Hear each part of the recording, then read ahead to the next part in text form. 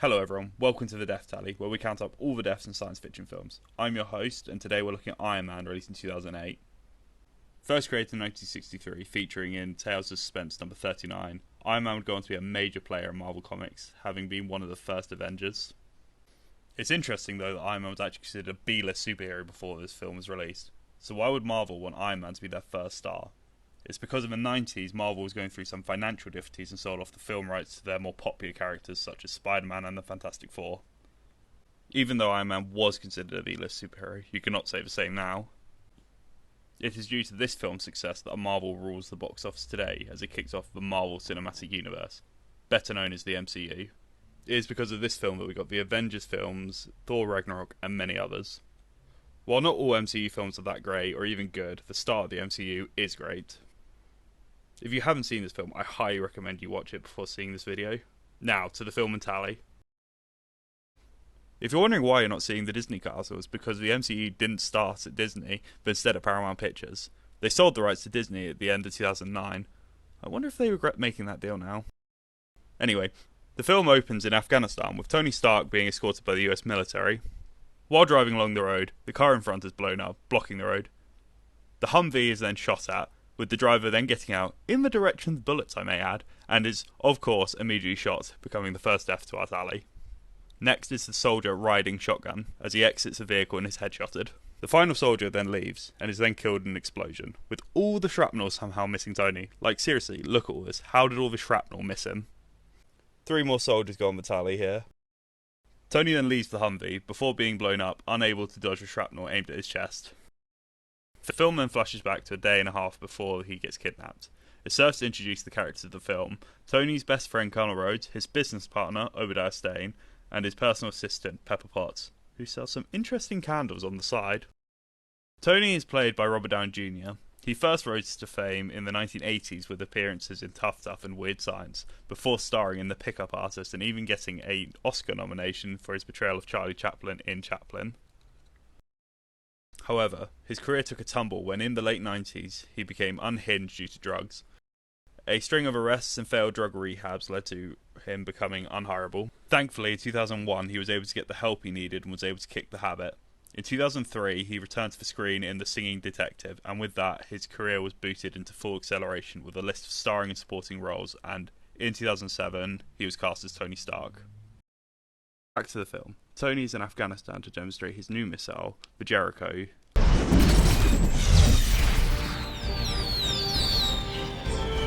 For your consideration, the Jericho. He was on the way back from a demonstration where he was attacked at the start of the film.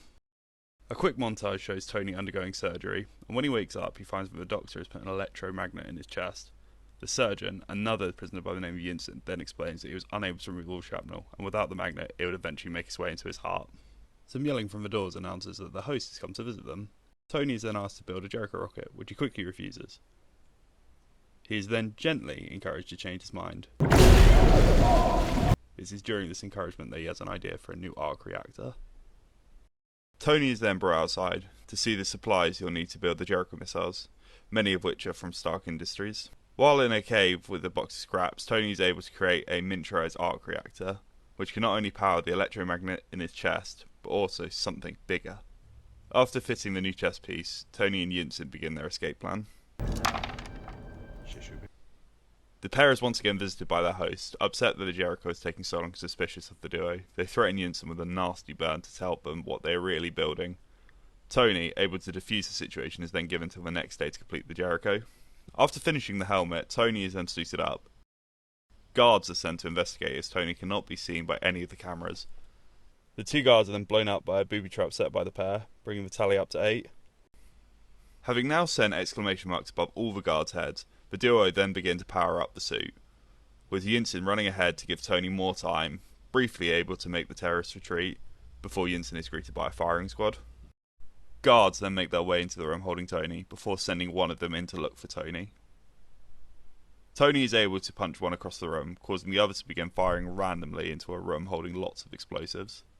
It is this lack of intelligence that allows Tony to sneak up on the terrorists in his suit when it is quite loud and has a bloody light on the front. He then punches two of the terrorists into a wall and then punches the third square in the face. I'm not sure how to count these because they don't move after he punches them, but I don't think it would have killed them. Tony then stands up straight to give us our first proper look at the Iron Man armour. You can thank Stan Winston's studio for the look of the Iron Man suits in this film, as they not only designed these suits for the film, but also the practical effects, including an actual suit for each of the versions seen in the film. The suits are worn by a combination of Robert Downey Jr. and stunt performers. As Tony makes his way through the cave, I will however count this terrorist that is punched square in the face as he rounds a corner, causing him to flip, as I cannot see him getting back up from that. I will also count this guy that is hit square in the face, causing Tony to get his arm stuck in the wall. To show how much of a hero Tony is, even with his arm stuck, he helps this guy cure his depression. At the exit of the cave, Tony finds Yinsen bleeding out and the head terrorist. After blowing up the head terrorist, Yinsen gives Tony a final piece of advice before dying. Tony then leaves the cave and is greeted by, I think, 9 guards. These 6, these 2, and this guy under the canvas. After being shot at, with none of the guards able to think to aim for the eye holes, Tony then commits a war crime, burns the camp down, killing, I count 7, as 2 of the 9 are seen running away here. A terrorist then shoots a turret at Tony before being killed in an explosion as Tony flies away. I know more terrorists were at the camp, but the film doesn't show if they were caught up in the explosion, so they don't end up on the tally. After a short flight, Tony crash lands and begins to walk across the desert.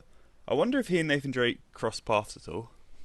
Tony is then found by Rhodey before going in for a big bro hug. Tony, now back in the US, calls a press conference and announces that Stark Industries will no longer make weapons after seeing them in the hands of terrorists. He is then told by his business partner to keep his head low, in a scene I only bring up so you can see how awesome Obadiah looks on a Segway. Pepper then gets a call from Tony asking if she has them Donald Trump hands. How big are your hands? Luckily she does. Oh wow, they are small, very petite indeed. So she helps him put in a new and more powerful arc reactor. With this new reactor, Tony begins to create a new and improved Iron Man suit, keeping it secret from his company in Obadiah with the help of his AI butler Jarvis. Slowly, Tony creates and learns to control the Iron Man Mark II suit. And can now properly fly.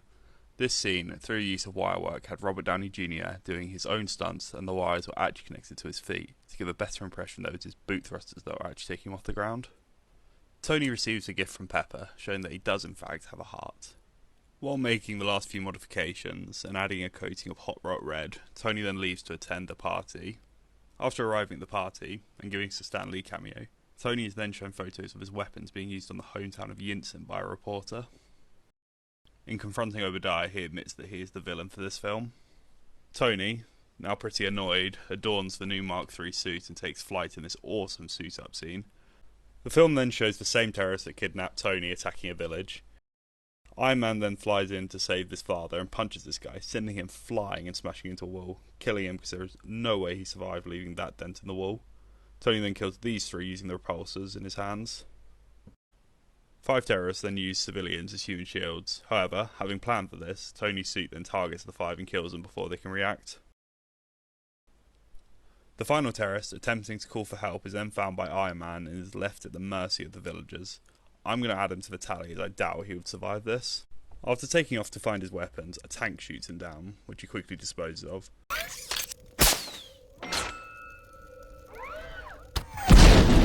While targeting his weapons, I count 6 more terrorists. An exciting action set piece involving Iron Man being chased by the US Air Force serves to let Rhodey know that Iron Man and Tony are one and the same. Interestingly, the ringtone that Rhodey uses here is the theme song from the 1966 Iron Man cartoon. Tony Stark makes you feel he's a cool exec with a heart of steel. Upon returning, Pepper walks in on Tony undressing. The film then cuts to Obadiah meeting up with the head terrorist. There were some earlier scenes of the terrorist collecting and putting together the Mark I suit that Tony had left behind. Obadiah is there to collect the armour, with the promise of building the terrorist group more suits in return. However, as you can probably guess, he betrays the terrorist leader, paralysing him before leaving the tent to find his men have taken all the terrorists captive.